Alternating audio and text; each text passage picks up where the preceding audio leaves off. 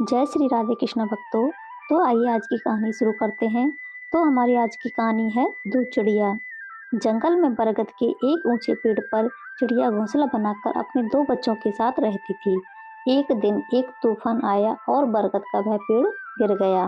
पेड़ से दबकर चिड़िया मर गई, लेकिन सौभाग्य से उसके दोनों बच्चे बच गए। तेज हवा चिड़िया के एक बच्चे को उड़ाकर एक गुफा के पास ले गई, जहां डाकू रहा करते थे। चिड़िया का दूसरा बच्चा ऋषि मुनियों के आश्रम के पास जाकर गिरा। समय बीतने लगा और दोनों बच्चे बड़े होने लगे। कई महीने बीत चुके थे। एक दिन एक राजा जंगल में शिकार करने आया और रास्ता भटक गया। वह बहुत थका हुआ था। एक स्थान पर उसने अपना घोड़ा रोका और पेड़ की छाया में आराम करने बैठ गया।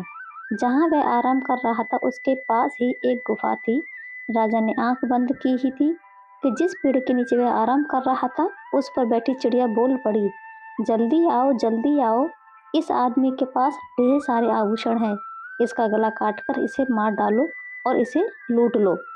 यह सुनकर राजा हैरान रह गया। तभी उसे गुफा के अंदर कुछ आहट महसूस हुई।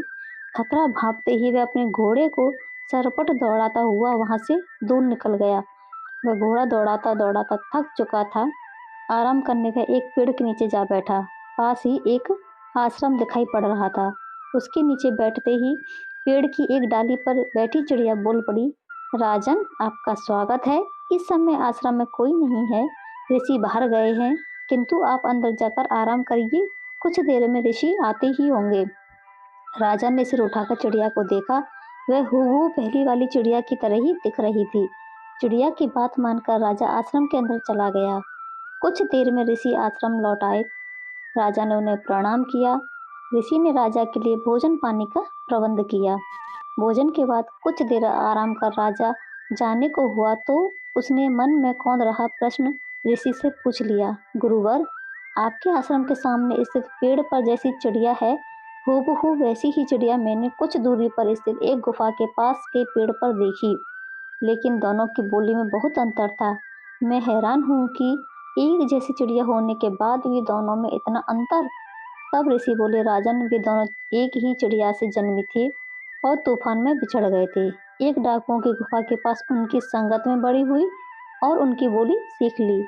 एक हम ऋषियों की संगत में बड़ी हुई है और हमारी बोली सीख ली। सब संगत का खेल है। हमारी संगत का हमारे आचरण, व्यवहार और जीवन पर अत्यधिक प्रभाव पड़ता है। इसलिए सोच समझकर संगत का चुनाव करना चाहिए, क्योंकि जैसी संगत वैसी रंगत। आशा करती हूँ दोस्तों आपको यह कहानी पसंद आई होगी। वीडियो देखने और सुनने के लिए आप सभी का बहुत बहुत धन्यवाद।